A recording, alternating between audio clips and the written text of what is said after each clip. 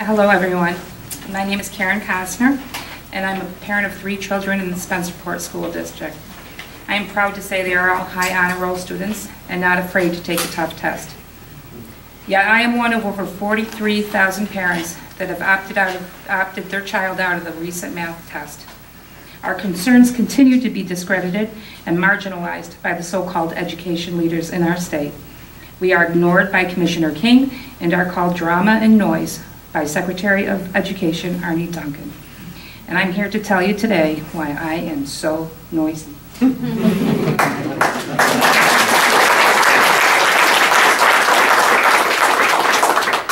Besides the points our previous speakers have made, there are also 3 main reasons why I, as a parent, have opted out my child and questioned the test-centric state we are in today. Reason number 1, you cannot test to standards when the standards haven't been tested. The Common Core, ELA, and math standards we all hear about were written by about 24 people, none of whom taught elementary school. Many are in the testing industry, none taught special ed or ESL or have any early education specialties.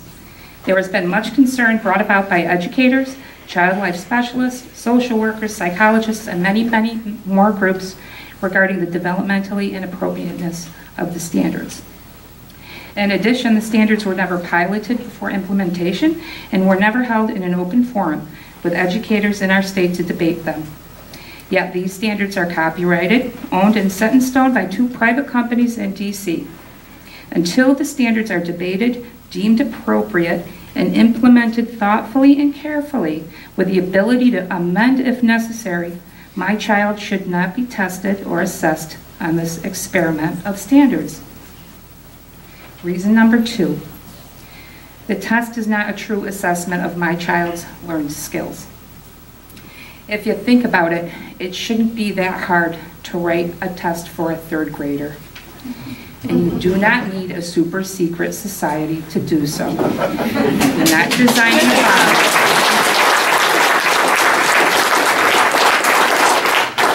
But the tests are now much more than an assessment. In fact, I argue they have little, if anything, to do with that at all. It's all about data now. Data makes you money, and data in education makes you tons of money. Data mining and big business have now infiltrated every aspect of education.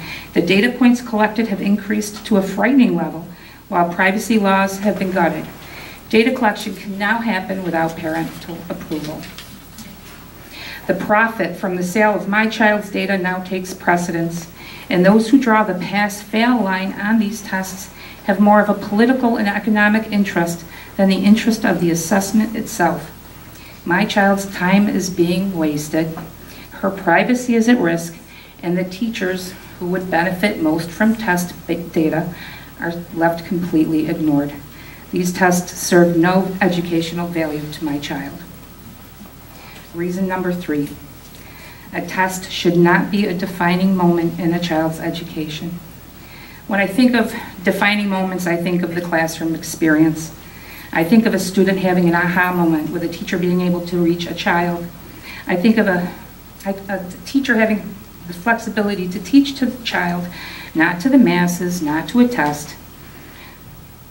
A teacher being able to set the bar at different levels in the class depending on the child, because children do not learn the same and on the same timeline. The teacher creating an engaging classroom. A child might realize he's not the best at math but loves writing and is still a confident and eager student. But that is not the case anymore, because it's all about the test. And for hours and hours, every year, they will be reminded of that. And for many children who take the test, they see vague and ambiguous questions. They think they are stupid. They see themselves as failures. Failure should never be in the vocabulary of a 3rd grader. Many confidences are shattered and anxieties raised because of state testing, regardless of what happens in the classroom. The stakes are so high, for a child even at 8 years old, this is his defining moment.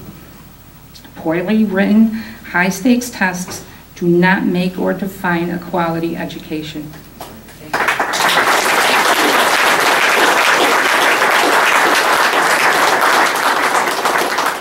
Now, if the reasons stated above make me a noisy drama mama, well, then I will wear that title proudly. And I will continue to make more noise and bring more noisy parents on board with me. And I will continue to create more drama until we bring education back in the classroom and hold accountability to where it truly belongs. Our noise has to be louder than the tainted money and political gain in Albany. And I urge parents who sit here and know what their kids need to do to excel in their sport, but don't know what's happening in education, to do your homework. Get educated and join me in making some noise.